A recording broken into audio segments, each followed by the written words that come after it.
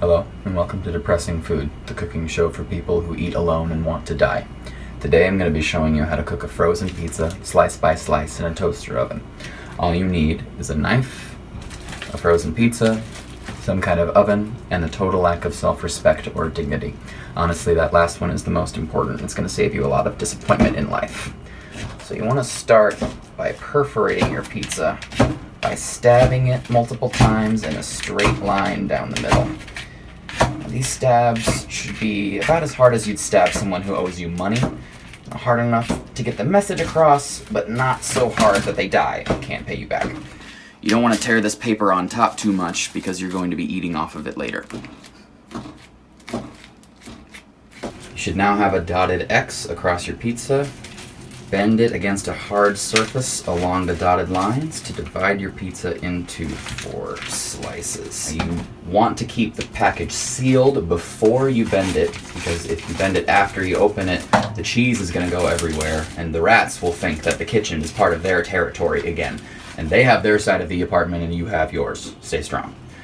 So now fold your paper and put it aside so that your knife has a place to rest. I like to season my pizza with whatever's in my kitchen in the time.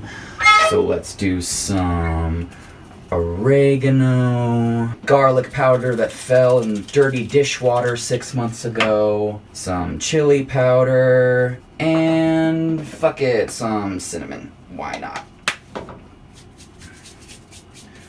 Alright, so you want to take your first piece and shift all the meat toppings towards the center so that the grease doesn't fall onto the heating element, setting your apartment on fire. Actually, I think that moving the pieces to the center is optional. So we all know that fire adds a nice smoky flavor. You want to put the pizza in the toaster oven at 400 degrees for 2 minutes right out of the freezer so that it melts the cheese and so that you can kind of crimp it towards the center of the pizza. So you want to be careful so that the pizza doesn't fall into the sink, which more than likely has a lot of dirty dishes in it. And just move the cheese towards the center of the pizza so that it doesn't fall on the heating element and set on fire like this. After it's baked for 4 minutes, open it back up, take it out, and pitter-patter the pizza around with your knife until the crust is over the heating element, not the tip. Then put it back and bake for an additional 4 minutes.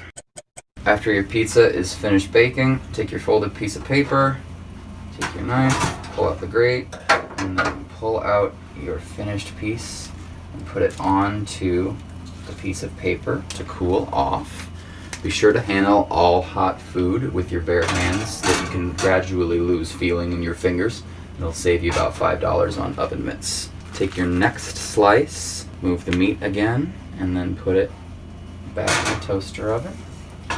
And then take your previously cooked slice before it's finished cooling and eat it while it's scalding hot so that it burns your tongue and you can't taste that cinnamon that you added.